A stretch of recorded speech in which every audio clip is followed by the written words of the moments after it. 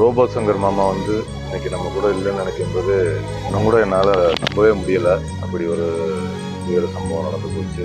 ரொம்ப மனசு கஷ்டமாக இருக்குது. இந்த நேரத்தில் அவர் பிரிவை வந்து வாடும் அவரோட தமிழ் ரசிகர்களுக்கும் அவரோட குடும்பத்தார் நண்பர்கள் எல்லாருக்கும் ஆழ்ந்த இரங்கலை தெரிவிச்சுக்கிறோம்.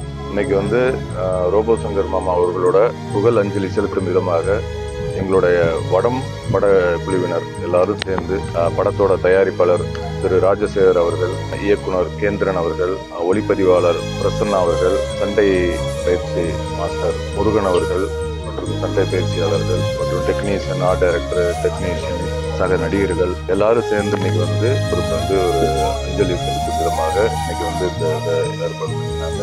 இன்னைக்குமே அவர் புகழ் வந்து என்னைக்குமே நிலைச்சு நின்றுகிட்டே இருக்கும்.